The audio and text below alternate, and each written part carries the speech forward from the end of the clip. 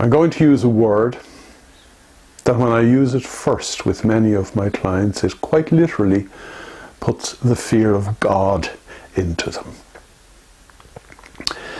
My generation, and a lot of my clients are of my generation, grew up in a world where discipline meant 10 lashes of the cane or the leather, or worse.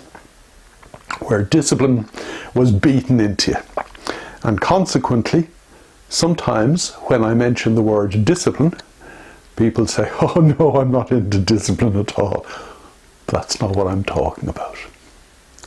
Discipline, I would liken to being nice to yourself. Now, that may sound rather strange, and it does refer back to some of the conversations we have had recently in some of our videos about treating yourself or about being nice to yourself. But we need to be disciplined, first of all, about being nice to ourselves, because it's kind of built into us that if we're too nice to ourselves, we're going to get ourselves into trouble.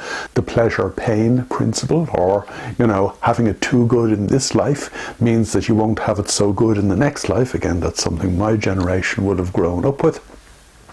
But we need to be disciplined about looking after ourselves and disciplined about being nice to ourselves. Because if we don't bring a level of discipline to our lives, we drift. And when we drift, we become numb. And when we become numb, we go through the motions, even sitting down to dinner with the people that we claim to love.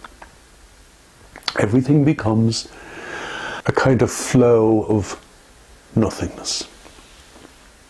We need to pull ourselves together, and that is what I mean by discipline. Obviously, I'm talking about discipline in the context of making sure that we start each day in the way in which we would wish to continue it, by setting our minds, by being clear in our minds, by meditating. Obviously, I'm talking about discipline in terms of doing little, what I would call mini meditations during the course of the day. But I'm talking about discipline in everything that we do, in terms of ensuring that when we do sit down to dinner in the evening with our loved ones or at the weekend, that we're actually there, that we have gone to the trouble of mentally and emotionally turning up as well as physically turning up. We need to be nice to ourselves first, and as I've said a moment ago, that requires self-discipline. It is only when we are nice to ourselves that we truly liberate ourselves to be nice to everybody. And that has a ripple effect that doesn't just begin to change my little bit of this world of ours.